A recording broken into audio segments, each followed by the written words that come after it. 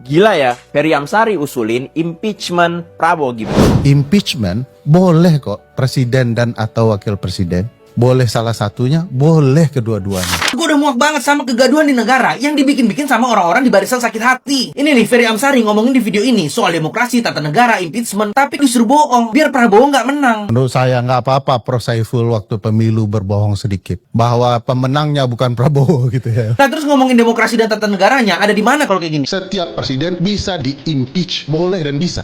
Apanya sih yang mau diimpeach ke Pak Presiden Prabowo? Apa dasarnya? Apa pelanggarannya? Impeachment boleh kok, presiden dan atau wakil presiden. Boleh salah satunya, boleh kedua-duanya. Oh, dia hatersnya Gibran ternyata. Punya masalah selera. Kepercayaan semacam apa yang kemudian setelah rusak begini, masih juga yakin pemerintah ini bisa membawa Republik ke arah yang lebih baik. Oh, jangan-jangan itu karena Pak Prabowo memberantas koruptor dan mendorong stabilitas harga BBM. Tapi modal-modal kayak gini kalau ditanyain berapa jumlah koruptor yang sudah ditangkap sama Bapak, nanti malah nggak bisa jawab kayak mbak-mbak ini. Saya baru menjabat berapa tahun? 1,5 tahun. 1,5 tahun. Masih ada waktu untuk saya membuktikan. Kami tunggu pembuktiannya, Pak Presiden. Kami tunggu pembuktiannya. Iya. Jumlah koruptor yang saya tangkap berapa?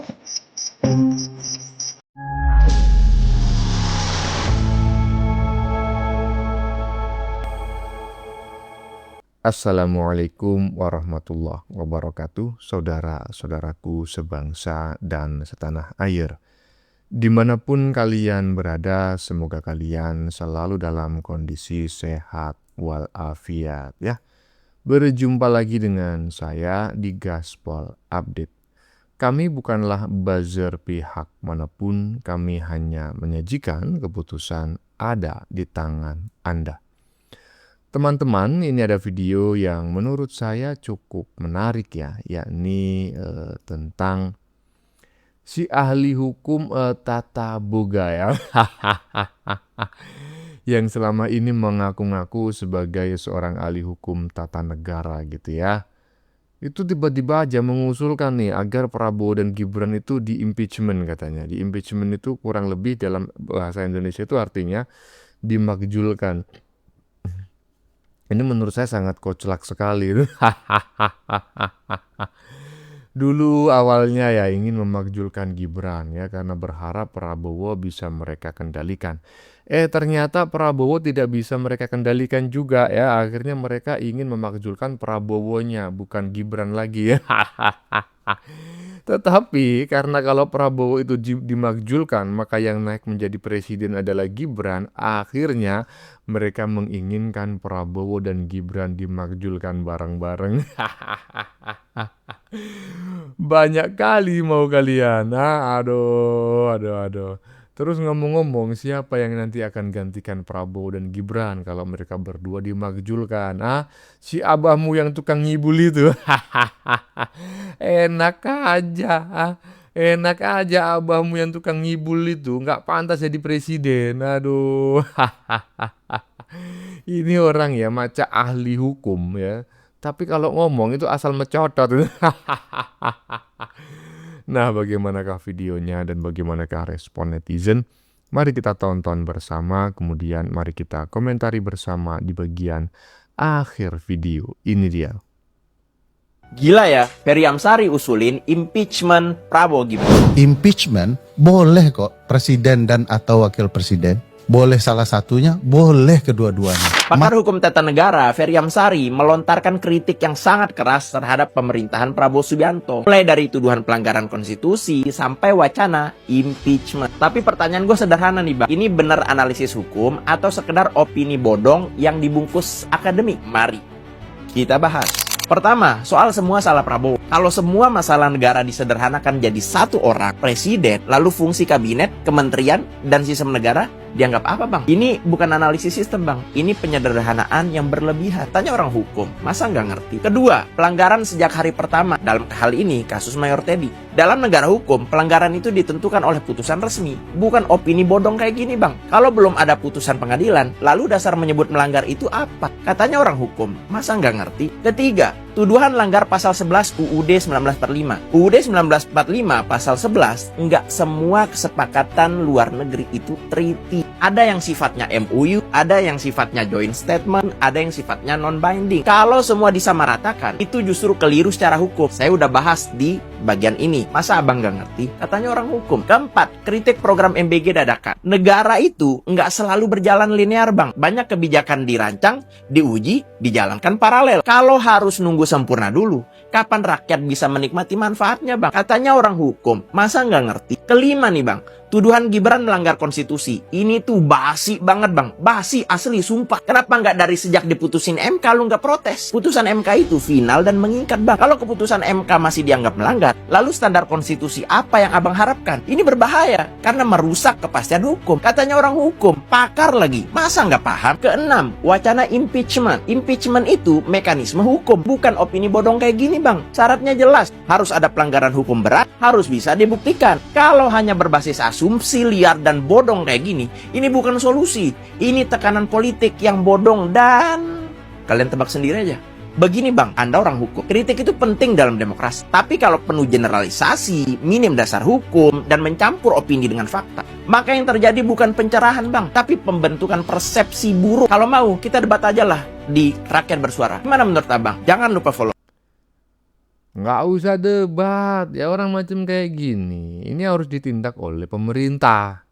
Ya, karena walaupun dia itu seolah-olah hanya memberikan ilmu pengetahuan bahwa presiden dan wakil presiden itu bisa dimakzulkan, tetapi dia secara tidak langsung juga menarasikan agar rakyat ini bersatu untuk menggulingkan pemerintahan yang sah. Itu sudah masuk kategori makar, ya, niat makar.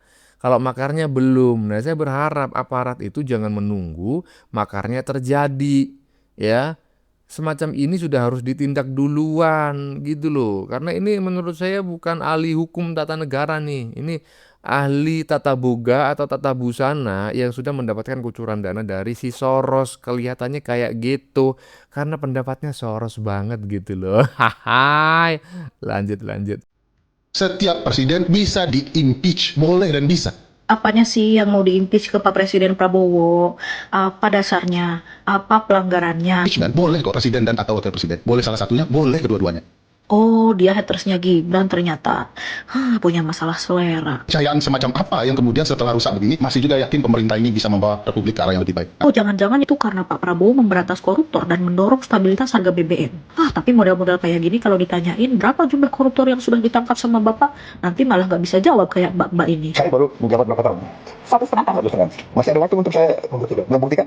Kami tunggu pembuktiannya Pak Presiden. Kami tunggu pembuktiannya. Iya. Jumlah koruptor yang saya tangkap berapa? Yang nuduh anda asing gitu ya. Padahal dia setiap 2 kali dalam sebulan ke luar negeri. Di mana letak akademisnya statement ini? Apa jangan-jangan yang dimaksud itu jalan-jalan Pak Prabowo yang bawa investasi 400 triliun dari Jepang, belum lagi bawa 173 triliun dan curious payment dari Korea Selatan. Oh, belum lagi investasi 157 triliun dari Cina. Oh, belum lagi 600 triliun dari Amerika. Ini berarti maksudnya jalan-jalan ya? Harus mulai turun gunung, mendekati tokoh-tokoh lain. Tokoh-tokoh yang lain itu siapa sih? Jangan-jangan selama ini Bapak ini ya pembisiknya. Kita tidak bisa duduk diam dan harus melakukan pergerakan. Harus mulai turun. Aduh, lagi-lagi agitasi. Ini masyarakat mau disuruh turun kemana sih? Semakin kau kompori, itu nanti ekonomi gak stabil. Dan yang terdampak ya masyarakat bawah juga. Kalau kalian pernah baca ya, ada novel bagus tuh yang berjudul Animal Farm, karya George Orwell. Kalau kalian baca ini, kalian itu akan tahu bagaimana idealisme itu awalnya memang berangkat dari semangat kesetaraan. Seperti apa yang digaungkan oleh bapak-bapak ini ya. Tapi pada akhirnya ya tetap semua itu berubah jadi alat kekuasaan yang baru. Jadi ya ini cuma soal kepentingan segelintir orang juga sih pada akhirnya. Pokoknya ada anggarannya, pokoknya ada. Saya alternatifnya bukan pada prosedur yang formal impeachment seperti itu. Itu tidak akan jalan. Yang jalan hanya ini. Bisa nggak kita mengkonsolidasikan diri untuk menjatuhkan Prabowo? Hanya itu. Kalau nasihati Prabowo nggak bisa juga. Bisanya hanya dijatuhkan. Aduh, sekelas orang akademis kok pikirannya tuh menjatuhkan orang lain sih. Ini bingung ya gue tuh kadang-kadang. Kenapa sih di Indonesia itu istilah ahli atau profesor itu tuh kadang hanya disematkan supaya orang itu tuh punya pseudo legitimasi untuk membenarkan diri sendiri ya. Walaupun dia sebenarnya tidak menghargai jalannya demokrasi itu sendiri. Please, negara ini tuh pengen mekar, bukan makar. Share pendapat kamu ya. Nah, tuh. Negara ini ingin mekar. Jadi mekar itu nanti ya macam pinjaman ibu-ibu tingkat RT itu. Bukan ya. Mekar itu maksudnya ya tambah besar gitu loh. Jadi Malaysia, Singapura itu nanti menjadi bagian dari provinsi di Indonesia. Papua Nugini gitu loh. Sebetulnya kita ini kan bertetangga dengan beberapa negara ya. Kalau di bagian timur itu kita bertetangga dengan Papua Nugini. Tapi kok nggak pernah ada kabar sama sekali ya dengan mereka. Selama ini kita itu ya hanya diisukan ya bertetangga dengan Malaysia, Singapura, Brunei Darussalam gitu kan. Aduh, ini sih ahli apaan? Ini saya nggak usah ngomentarin panjang-panjang lah ya, karena kalau mau ngomentarin orang koplak itu kita itu berpotensi ketularan ikut koplak gitu loh. Lanjut. Kita diajak untuk menggulingkan Presiden Prabowo. Emang kalian mau? Gue minta luangkan 1 menit waktu kalian biar nggak mudah terprovokasi oleh orang-orang model kayak gini ya. Soalnya gue udah muak banget sama kegaduhan di negara yang dibikin-bikin sama orang-orang di barisan sakit hati. Ini nih Ferry Amsari ngomongin di video ini soal demokrasi, tata negara, impeachment, tapi disuruh bohong biar Prabowo nggak menang. Menurut saya nggak apa-apa Prof. Saiful waktu pemilu berbohong sedikit. Bahwa pemenangnya bukan Prabowo gitu ya. Nah terus ngomongin demokrasi dan tata negaranya ada di mana kalau kayak gini? Jadi di video itu Ferry Amsari mengajak untuk melakukan impeachment. Impeachment itu proses untuk menjatuhkan pejabat atau presiden atau wapres dari jabatan yang lewat jalur hukum dan politik. Nah pertanyaannya, siapa sih yang pengen banget lu jadiin presiden? Terus yang lebih kacau nih ya, ini sekelas profesor ngomong kayak gini. Yang jalan hanya ini. Bisa nggak kita mengkonsolidasikan diri untuk menjatuhkan Prabowo? Ngeri nggak nih perkataannya? Prof. Saiful ngajakin kita makar, ngejatuhin presiden lewat jalur ilegal. Ini profesor tahu nggak dampak dari jatuhnya presiden? Menggulingkan presiden itu bukan cuma ganti orang di kursi, tapi bisa mengguncang seluruh sistem negara. Resikonya bahkan bisa mengarah ke krisis nasional kayak yang udah-udah. Sebenarnya ini profesor nggak mungkin nggak tahu dampaknya. Tapi menurut gua Prof ini emang nggak peduli aja sama dampaknya. Orang Profnya ngomong kayak gini kok. Pengamat yang mau diracun lah atau apapun namanya. Tapi kok saya nggak merasa itu. Nggak merasa takut maksud saya. Seperti istilah tadi. Mungkin karena udah tua, apalagi kalau bukan mati kan. Harapan hidup yang muda-muda kayak kami ini kan masih tinggi, Prof. Jelas kita nggak mau ngerasain krisis. Prof enak bilang udah tua. Yang dipikir hanya berpulang. Lah kita yang ngerasain dampak dari rencana Prof untuk menggulingkan presiden. Kelihatan banget kepentingannya bukan kepentingan rakyat. Kalau menurut kalian gimana? Betul, sama. Kepentingannya bukan kepentingan rakyat ya. Kepentingannya itu juga sebetulnya bukan kepentingan si kompresor yang satu ini ya kan, yang menginginkan Prabowo dan Gibran dimakzulkan. Saya yakin bukan kepentingannya, tetapi kepentingan orang yang telah menggelontorkan dana kepada dirinya, sepertinya begitu, ya kan? Gitu, sepertinya begitu. Itu kan masuk kategori diduga. Aduh, kompresor udahlah ya. Kita sebagai rakyat Indonesia harus cerdas, harus bisa memilah dan memilih. Faktanya selama ini ya orang-orang yang selalu koar-koar itu ijazah mengisukan ijazah palsu Jokowi, ya kan? Ketahuan tuh semuanya bodong semua, dan ada aktor intelektual di balik mereka semua ya. Iya, termasuk ini nih yang saat ini sedang menarasikan bahwa Prabowo dan Gibran itu harus dimakzulkan, diimpeachment dan lain sebagainya, digulingkan. Itu coba tengok itu nanti, jangan-jangan ijazah mereka juga palsu seperti halnya si almarhum Krismon. Lanjut. Aman ya. Gue tuh bukan gak setuju dengan makar atau impeach, tapi pertanyaan gue adalah, apa plan kita setelah Prabowo Gibran turun? Siapa yang pengen menggantikannya? Dan pertanyaan paling kuatnya adalah bagi gue, emang lu masih percaya dengan tokoh-tokoh politik yang mungkin menjabat atau tidak menjabat hari ini bisa berada di kepentingan rakyat? Bukankah kita sering dipertontonkan pertikaian-pertikaian antara tokoh politik, tapi ujung-ujungnya mereka berada di satu meja untuk bernegosiasi?